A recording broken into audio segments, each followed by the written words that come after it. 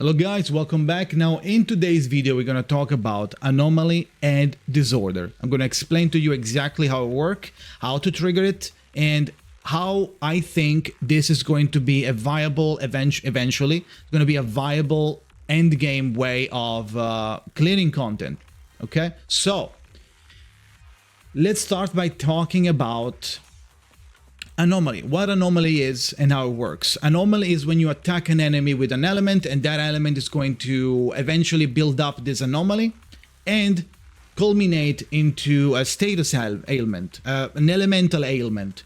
Now, depending on which element you're attacking them, is going to be a different effect. If you attack them and you apply anomaly with fire, is going to give burn, which is a 18 ticks of burn damage, fire damage. If you attack them with physical, is going to procure an explosion and leave the enemy in a flinch status, which makes them take more daze damage, more daze build-up damage.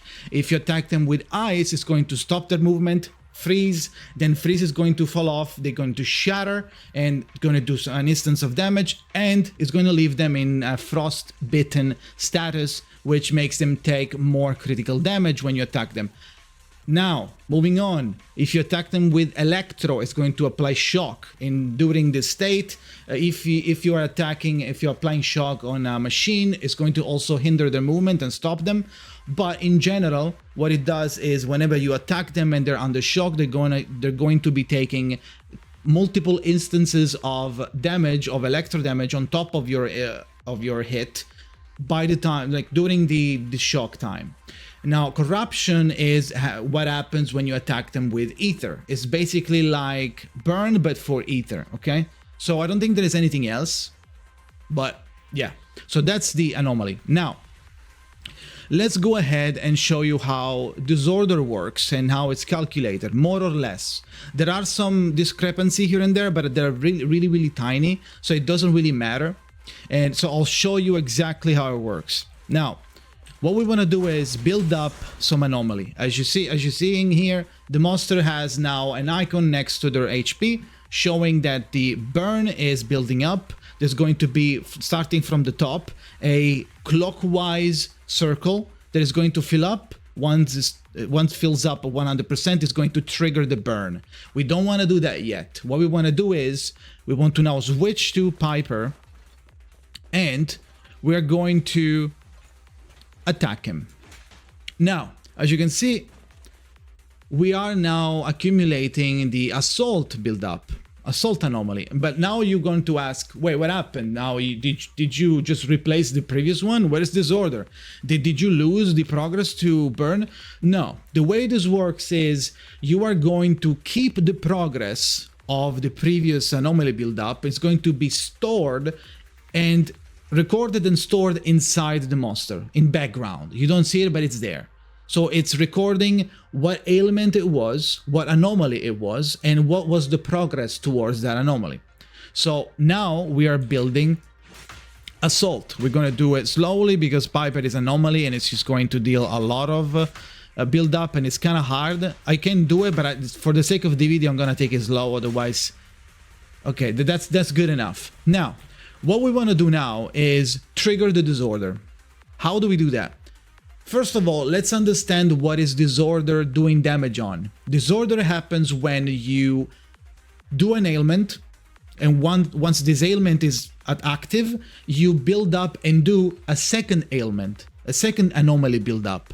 So once the first anomaly is ongoing, you build up a second anomaly, and the first anomaly is going to become disorder and get replaced with your current one that you just applied, okay? So that damage depends on the first anomaly build-up that now doesn't exist anymore because you replaced it. So that one is going to become disorder, and at the bottom you're going to have your current one that you applied. So you need to be careful on which one you are converting into disorder.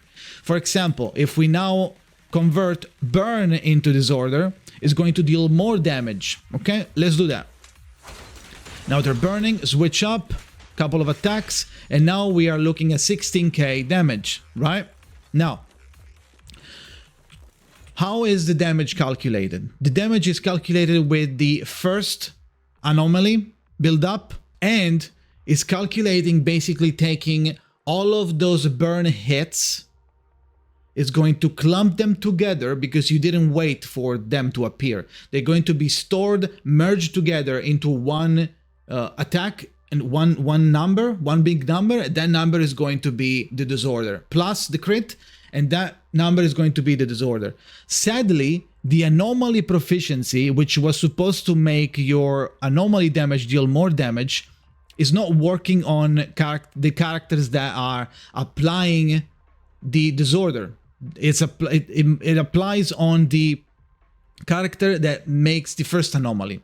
So by increasing your anomaly proficiency, you should deal more damage on your dot, which is going to in turn make your disorder deal more damage as well. Now, anomaly mastery, you cannot do it, right? And you cannot do much because this is like a static number. It changes only with your roll. So Piper has more because she's anomaly. She's 116, and this is how easy it is for you to build up the ailment, the anomaly. While this one can be changed with gear. So if you get like good CDs, anomaly proficiency everywhere, you're going to deal more damage. So what you want to do, basically in endgame, eventually, what you're going to want to do is build up a character that has a lot of anomaly proficiency and has one of the good anomaly build-ups that you want to convert to disorder. In my opinion, the best disorder anomalies should be burn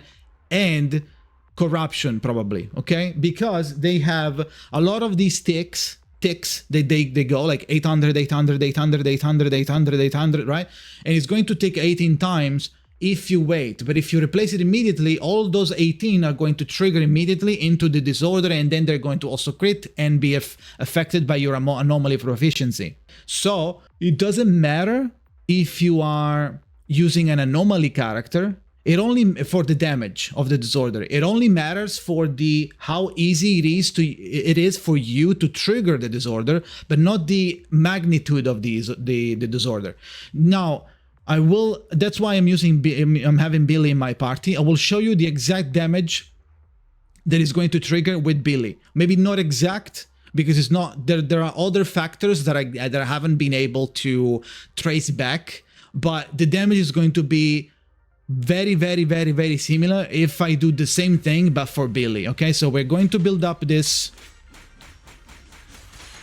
and we stop here. Then we're going to switch into Soldier 11.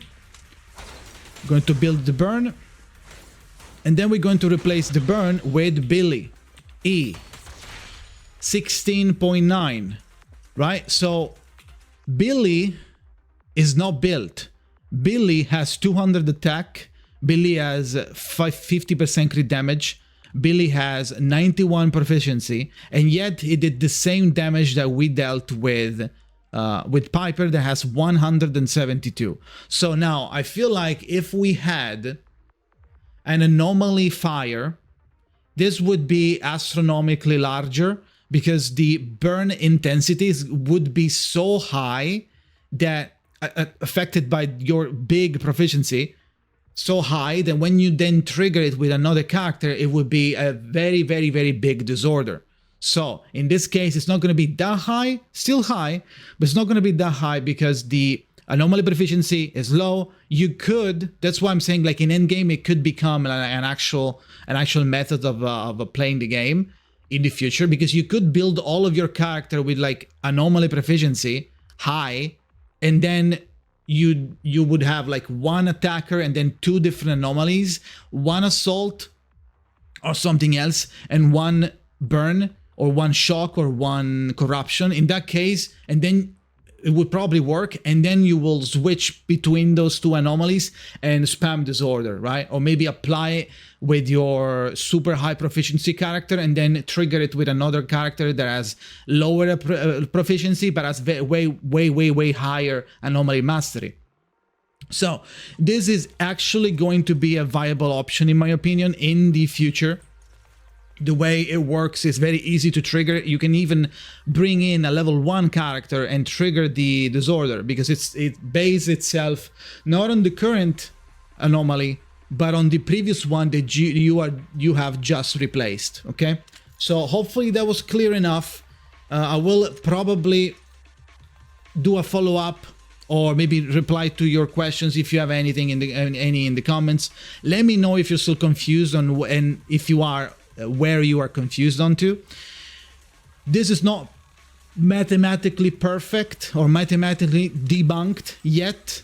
I still don't know a couple of things, but with everything considered, with anomaly proficiency, with the anomaly mastery, with like external buffs, with the external gear, there's too many factors for me to track like here right now with like just looking at 2 numbers. So if somebody wants to go even further beyond, please do let us know what you discovered and how to maximize this disorder. For now, this is what I got. I think this has big potential, and it will be used by me and by other people probably to clear hard content that we are not supposed to clear yet. For example, SHU 10. That said, that is it. Thank you for watching. Let me know if you want to know anything. Leave a comment below. Subscribe for more ZCC content, and see you guys next time.